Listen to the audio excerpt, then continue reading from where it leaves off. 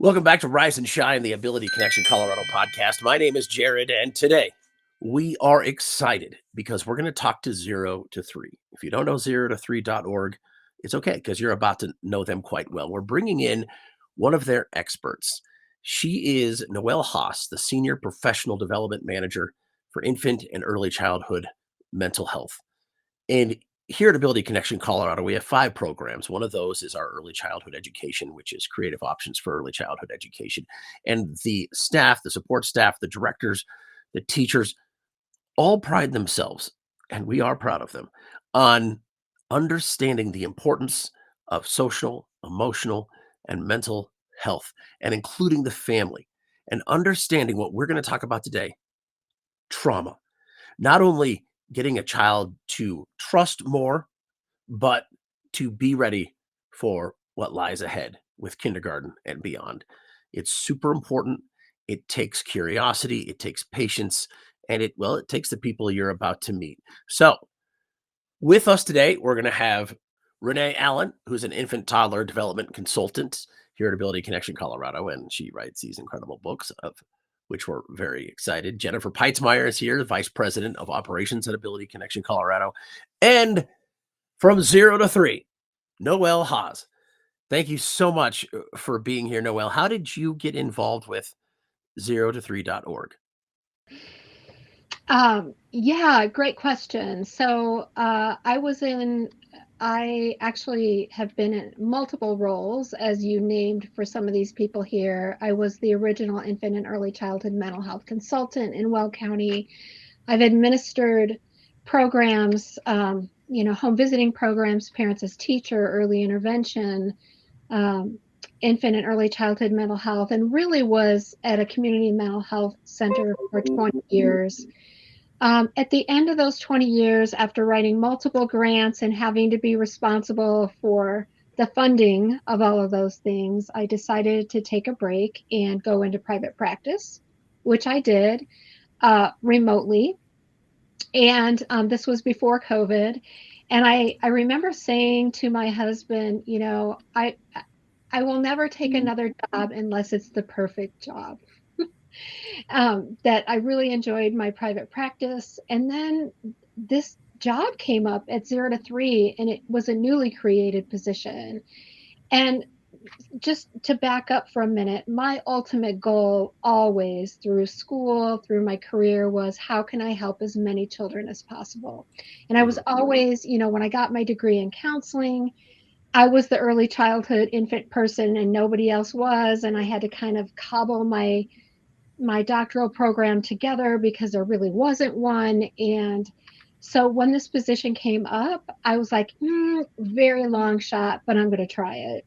And applied, and here I am. I looked at your LinkedIn. You've done a lot of stuff. I came across you with this article that's on the screen, Buzzwords Explained, but you've written a lot of articles. There's a lot of Noelle across the internet. Yeah. What is your focus typically trauma, or is it just broader about the 0 to 3?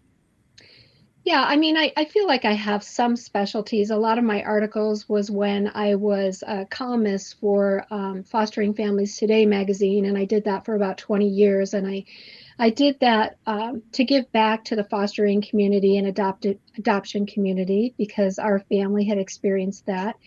And so yeah, I would say I've done a lot of work with child welfare, a lot of work around trauma and grief and loss, and perinatal health as well.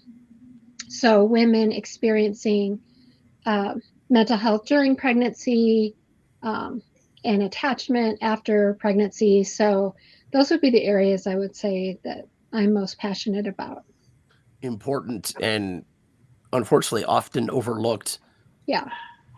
Thank you so much. And now I'm glad, Jen, I'm so glad you're here. Renee, I'm so glad you're here because Ability Connection Colorado gets accolades for what we do with trauma and Heads and Hearts program. And Jen, I know you could talk a little more about that and what we've been able to do here and have Yeah, success with. yeah, absolutely. I mean, after COVID, same thing. We, the response, what we were seeing in our kids coming back to school after we were closed for a while. And, being a disability organization, we've always done very well by our children with special needs. And discovering that not every child that has some social emotional need qualifies for an IEP. So how can we support these kids? So we launched our Heads and Hearts Together program, really looking about trauma-informed care, educating our teachers what that looked like, trying to say, what do we need to do to respond and support these kids? Because our teachers were struggling. Yeah. These weren't the typical kids that we had, that with a disability or speech. And, we were seeing kids that our speech IEPs plummeted from 78% to 6%, and our social emotional went up to 78%. And so we started off and said we need to do something. Infant mental health was always there for us, and that consultation model, but we knew we needed to do more. And that's when we kind of embarked on this journey of bringing in clinical supervisor and therapists, and we're doing play therapy for our 3 to 5-year-olds, family therapy. We brought in Renee. That was another component, going, hey, we've got these birth to 3-year-olds, and we know that the relationship and our teachers really need to understand the importance of building those relationships early on with these babies, for their impact, and the trauma that the parents think, oh, they don't remember, they don't know that we went through a divorce or that grandma died, but they do, because one of the favorite books is The Body Keeps Score. Yeah.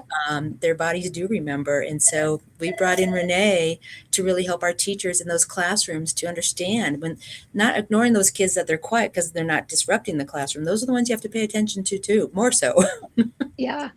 And you hit on so many different topics just in those few moments, right? You're talking about the disability community, our early childhood, early intervention community, which I also have personal experience with, not just with my family, but through being on a transdisciplinary team.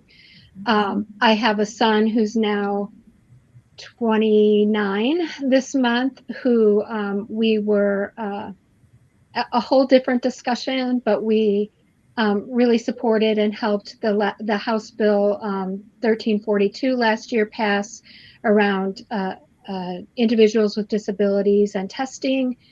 And so that you have my heart right there. And in terms of the trauma, I just want to say, just speaking to COVID for a moment, that is a historical, that's a form of trauma that the whole world experienced. Yep. And it is something that as clinicians we'll be asking about, or should be asking about, for the next several decades, because those children that were born in and through and around COVID are going to be parents in 20 years. Yeah. And the ways in which they experienced relationships, disruption, what their routines look like during the COVID is going to carry over generationally. Yeah. And so, the question for me always with a family is, tell me about your experience with COVID. Because just as an aside, my daughter's godmother lost her mother and 2 sisters, 3 immediate family members during COVID. I'm aware of families where the parent died, yeah, and had very young children, and the young children were home. So we're talking about a lot of trauma, children that were in the child welfare system who for a period of time were not able to visit their primary caregivers because we didn't know, what it would be like, or how dangerous it was to be in person during those visits, right? And so we have people that lost their jobs, people that started working from home and didn't have childcare. And from the childcare perspective, we had very uneven, inconsistent childcare. Yep. They could go one day and then the next day there would be an outbreak and they'd have to stay home for 2 weeks, or there would be a teacher that would get sick and be gone and substitutes were in, or we even had some teachers die. Yeah. And so those babies and young children lost primary caregivers. And I don't know about you, it's getting to be a little less, but I still, when I go to the grocery store, look down the aisle, see how many people are in the aisle. Should I go down that aisle? That's a lot of people. I don't know if I want them breathing on me, right? Yeah, So it impacted how we show up. definitely.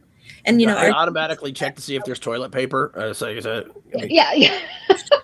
I think our kids didn't. They also we discovered when our kids came back, they didn't know how to play. Mhm. And they did not. I mean, we had to reteach kids how to play. They wanted Yeah. their iPads, they wanted that screen time, and the socialization between each other. I mean, that was a huge impact on our kids, and we lived that with the closing. You're open for a week, and then you're closed for 2 weeks, and then an outbreak again, and for really 2 years, and that inconsistency with kids, and the data showed that impact in their development and their growth in our Yes, I agree with that. And we have to remember that young children, 3 to 5, have magical thinking. Mhm. And when they don't have the information, when they don't have a developmentally appropriate narrative to follow, they're going to fill in the blanks with that. So an example that I have for that is that I have a colleague who I was meeting with right when we went into lockdown, and her son was in kindergarten. And so he started having to attend class via Zoom, right?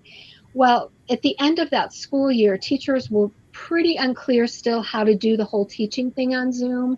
And so basically the kids would get on, they'd be like, hi, Jeff, like, hi, so-and-so. And it was just kind of like this, hey, I see you kind of thing.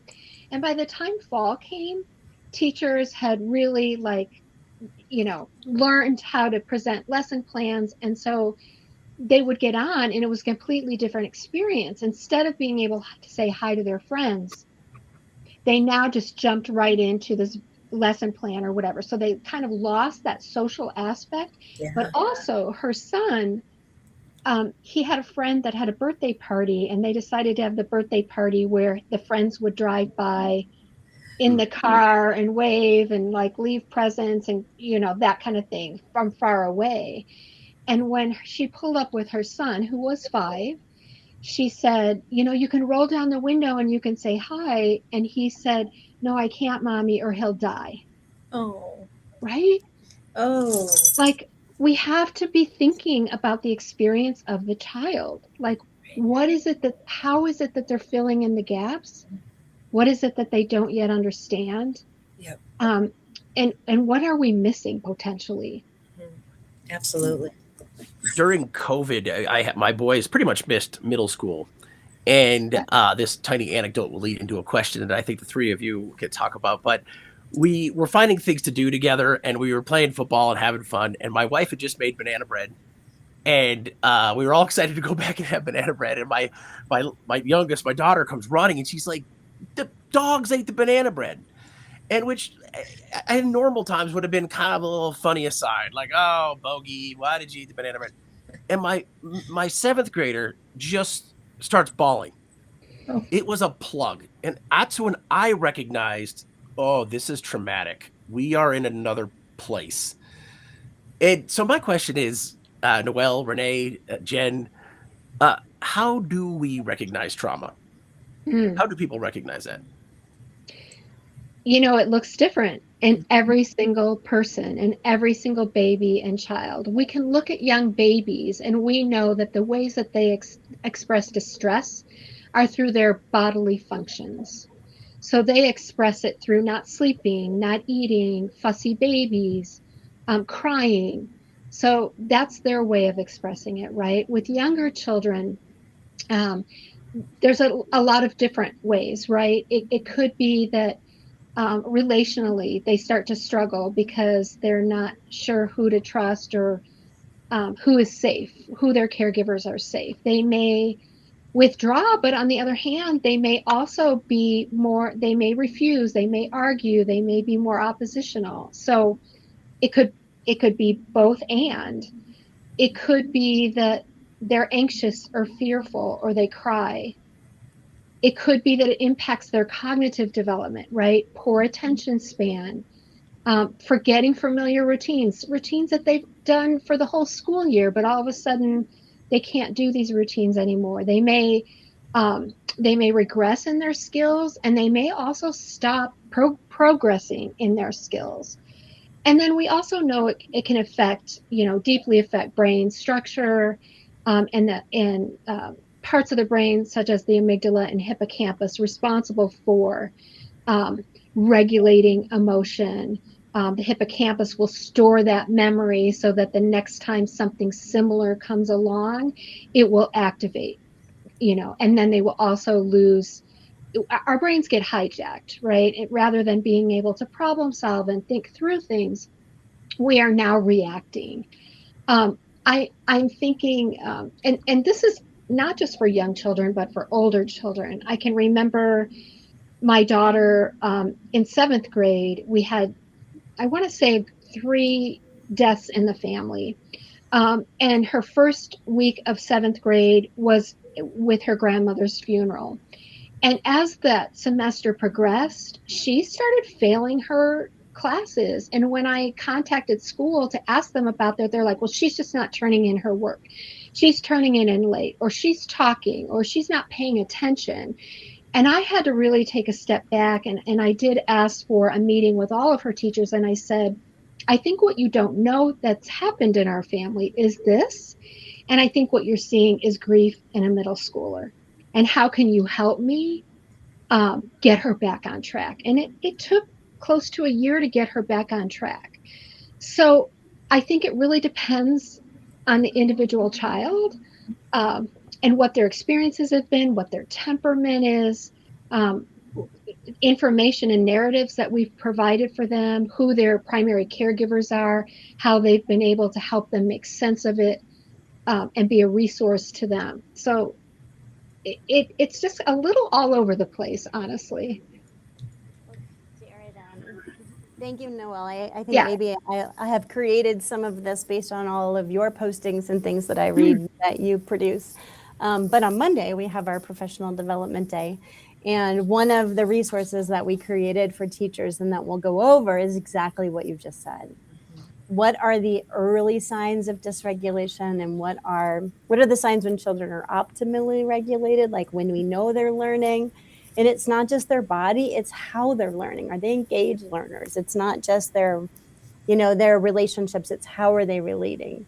And so we broke it into sensory cues, cognitive language cues, and then social emotional relationship cues.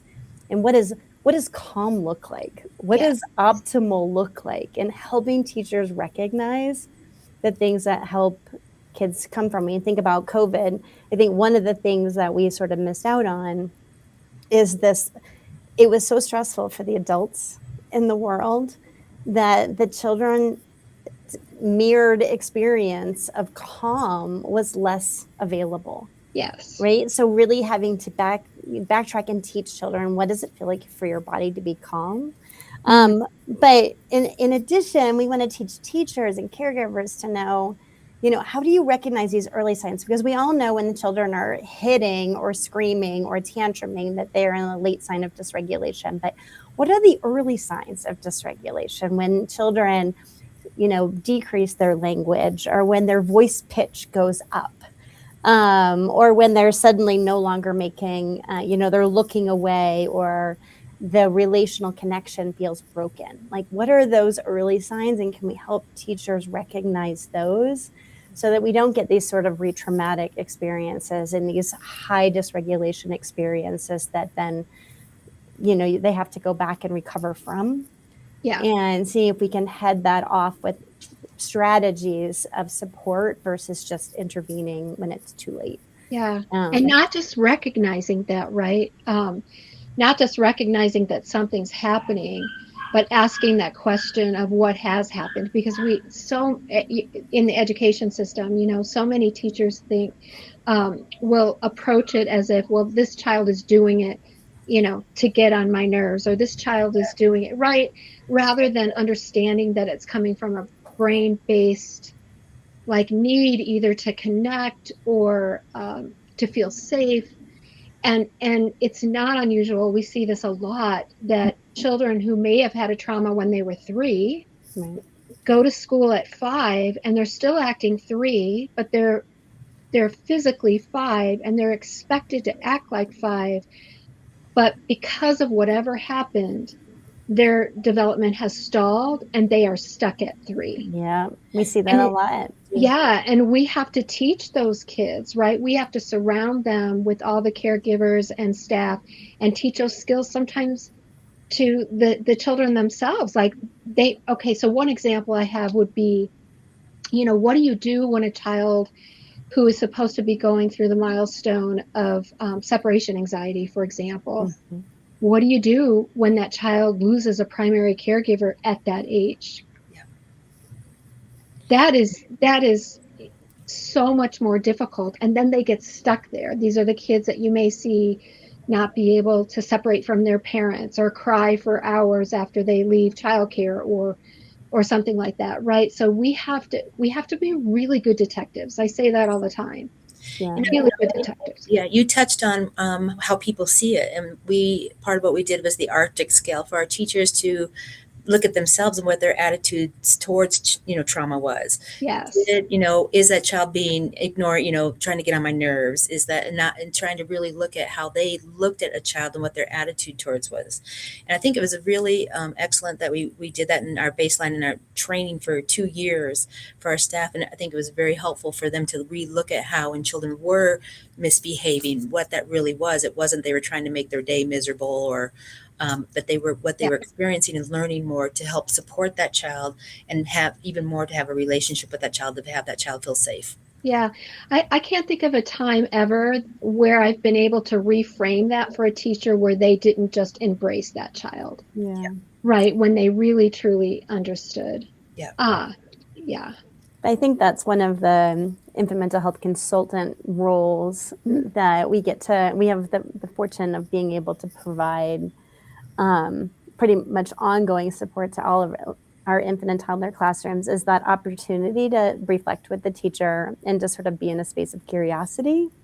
Yes. And then to support the teacher so they can, they can get regulated enough to be in a state of curiosity, because I think when teachers, are in their own space of being and dysregulated as well, that it's harder to be in that open-minded. And so what do we do to support the culturally in the classroom, outside, and then just having a space for teachers to be able to be honest with them about their relationship so that they can work on having more curiosity about the child.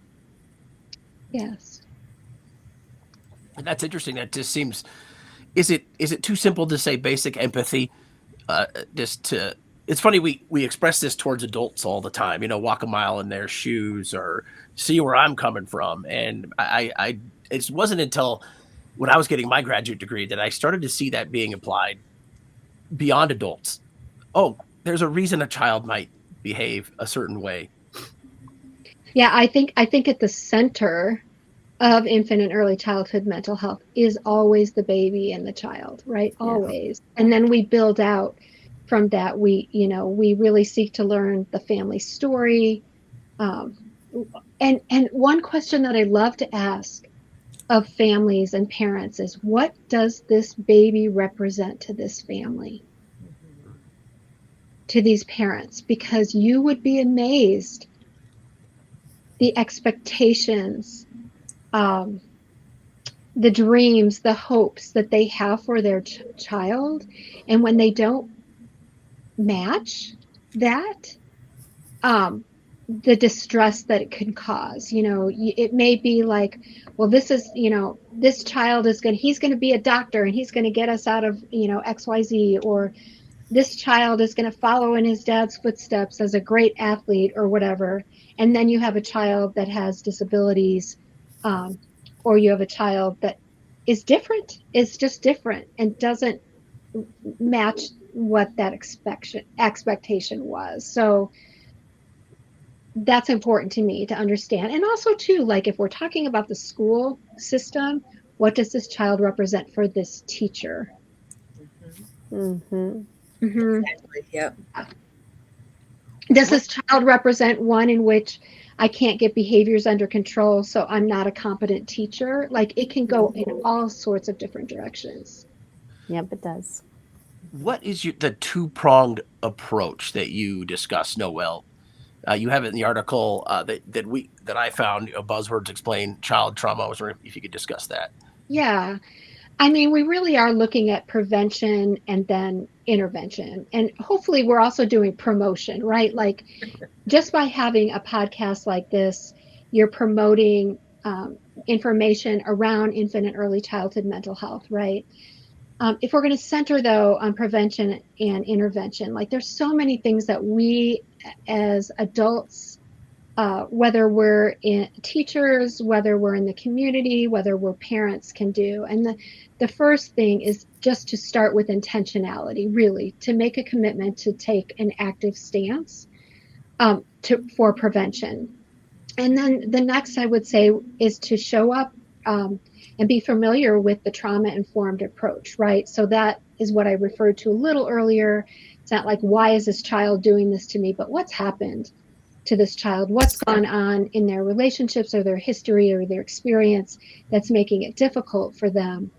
And then I would say, we've touched on this as well, really seeking to understand that experience of the baby, their family story, what the baby represents, maybe intervening or providing preventative parent education, home visiting services, and collaborating with the family, right? They understand and know their babies best. They live with them 24/7. So we want to bring them in, and that includes even when we're doing intervention or treatment. Renee, you touched on reflective practice, so important for infant and early childhood mental health. And that's just really an opportunity not to staff a child, not to talk about administrative duties, but really to explore that relational experience, what the child and the caregiver and the provider, what they all may be feeling, what they're needing. There could be competing needs or desires, right? How they're communicating with each other. And to really self-examine what histories we bring in to the equation, what biases we might bring in, assumptions we're making about the family, how we're judging them maybe ahead of time before we're even learning about them. Yep. The other thing, too, is identifying those relational resources. So who are the web of caregivers for this child? Who can be a resource to this family, whether that be a parent support group, whether that's grandma and grandpa, a child care provider, an aunt, but who surrounds this child in a web of caregiving?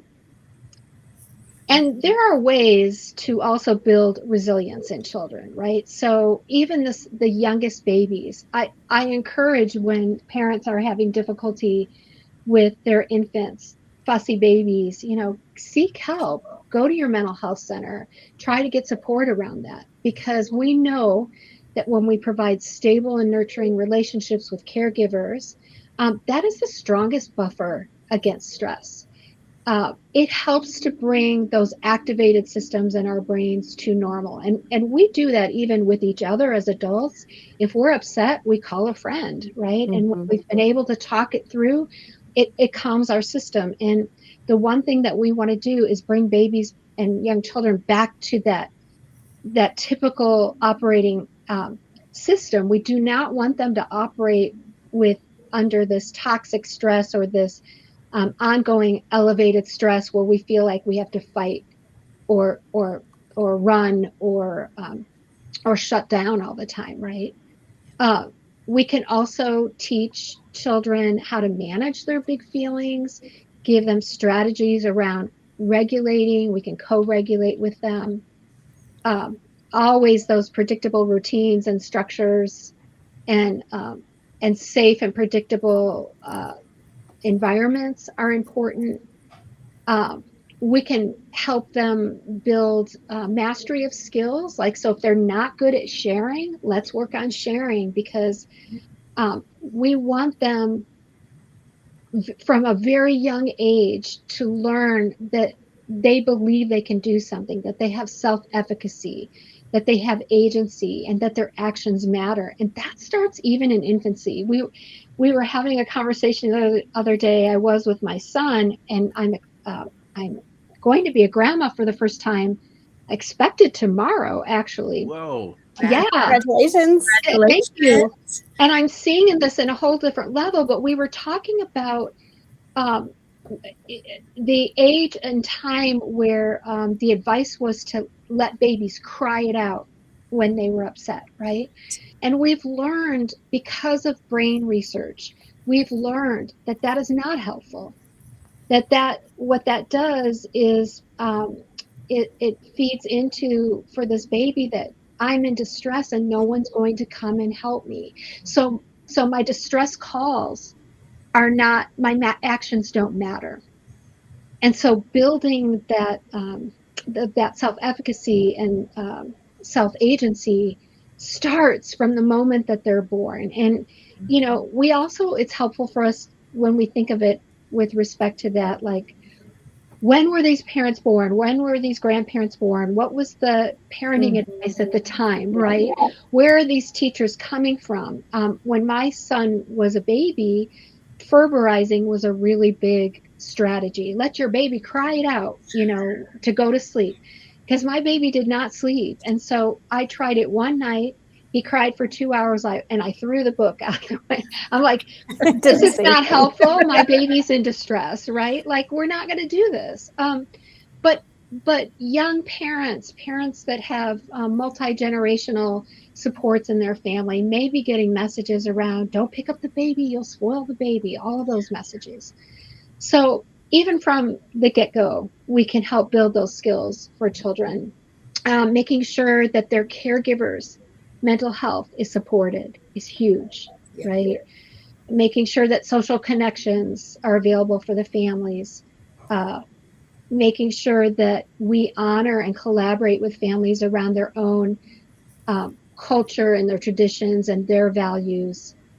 And then, so from a preventative standpoint, I always say that each one of us is like an inoculation, like an immunization, right? We have the power, the relational power to calm a child when they are distressed, and we should be doing that. Hold on, Noelle. I just need to apologize to all my children about some of the ferberizing that may have taken place. There's a lot going on here. First of all, congratulations, ladies and gentlemen. You are seeing Noelle before her final pupation into the ultimate form of humanity, grandmother. That is awesome. Congratulations. Thank you. And there's two phrases in your article that there's eroding trust and building resilience. And in my mind, they're almost like villain and hero, Renee, if you need characters for your next book. But that's how I simplified it in my brain. It's like, this is the journey we need to take from eroded trust to building resilience on that path. I love that.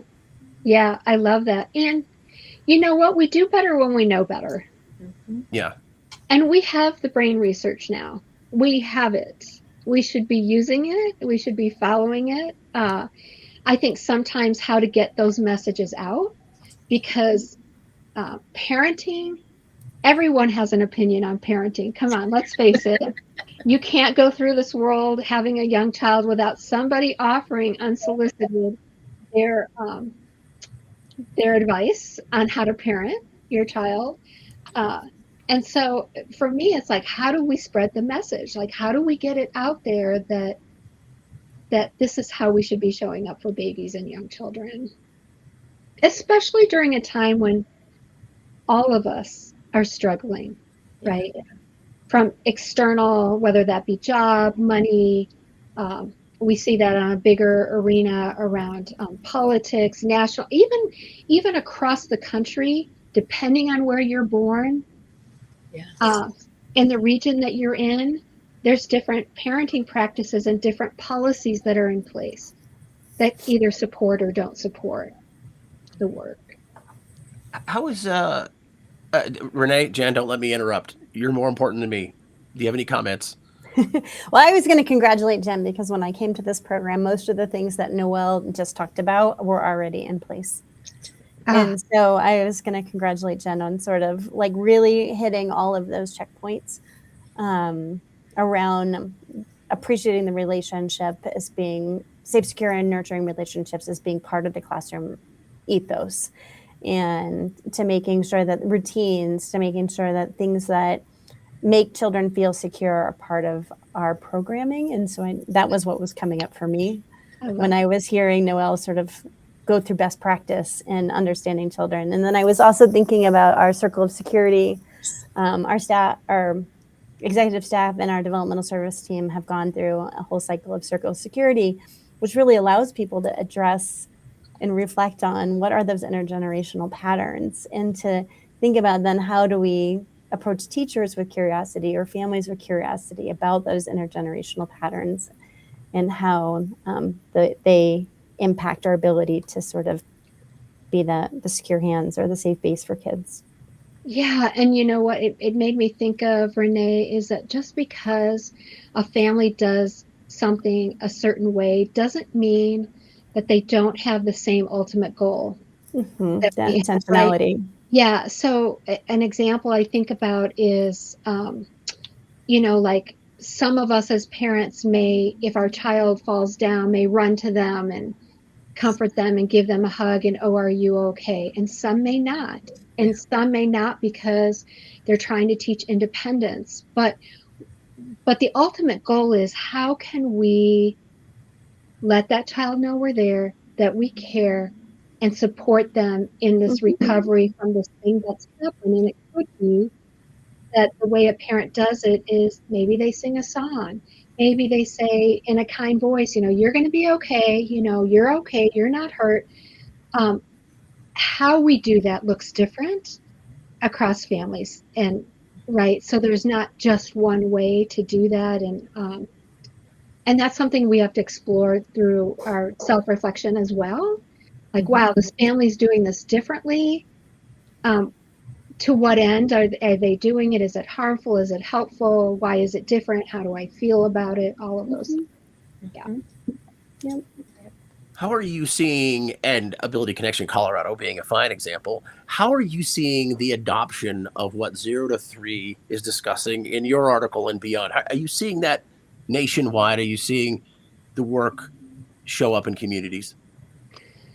Yeah, definitely. I mean, I also manage the DC 0 to 5 diagnostic manual, which is used, if you're familiar with DSM-5. The DSM-5 is the diagnostic manual for babies birth to 5.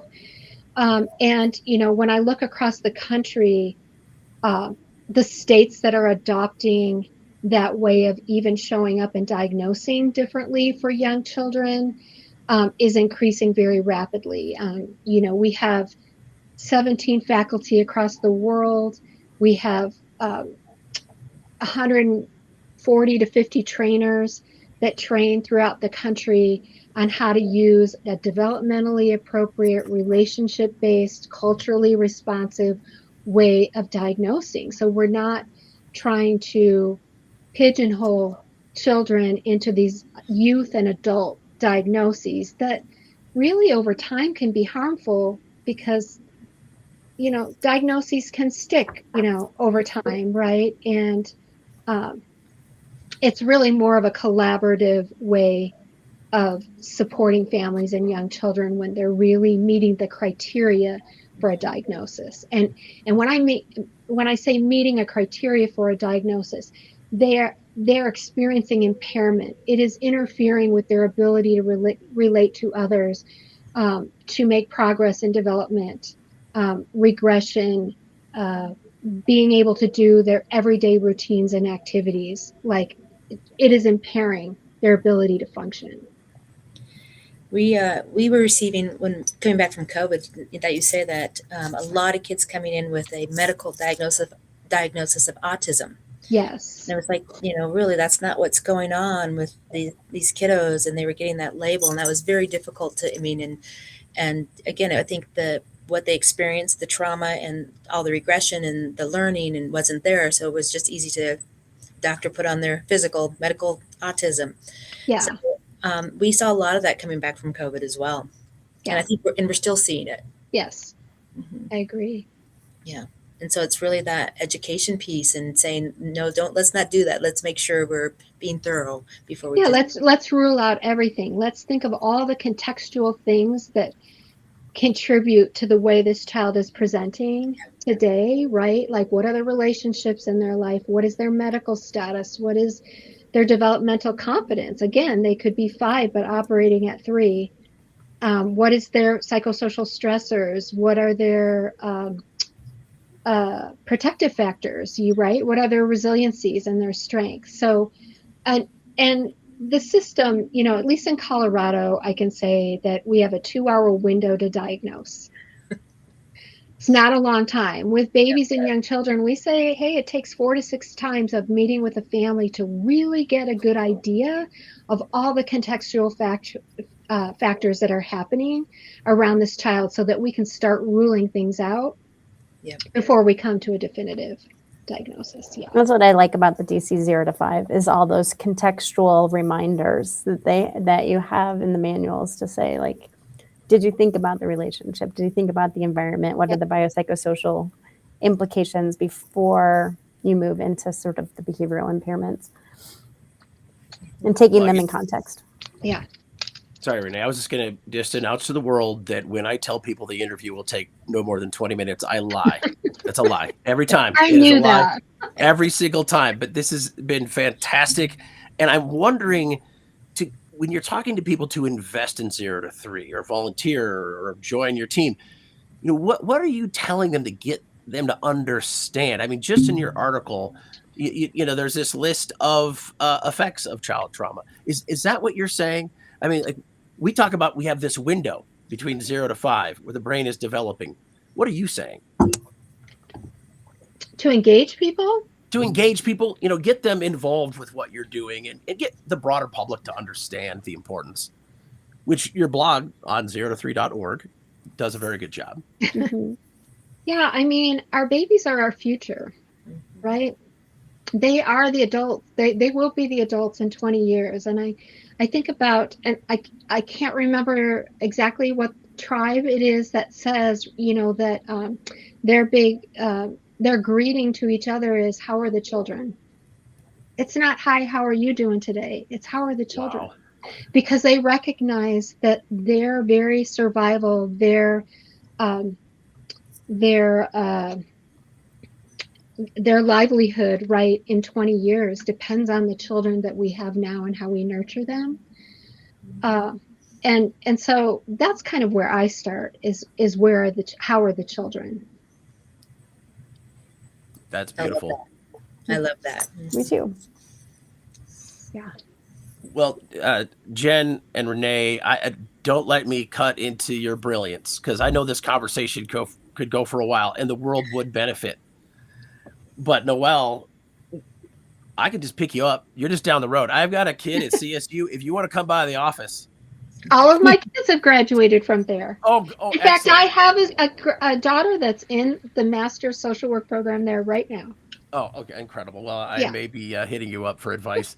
So, but this is awesome. I want to thank you and Gina and Morgan and all the people that I was emailing to make this happen, and that they allow for this conversation. It's been great. And what an honor to have it with you. Thank you. Oh, I'm excited to be here. Excited that it's in my state. It's great to finally meet you, Noelle. Yeah.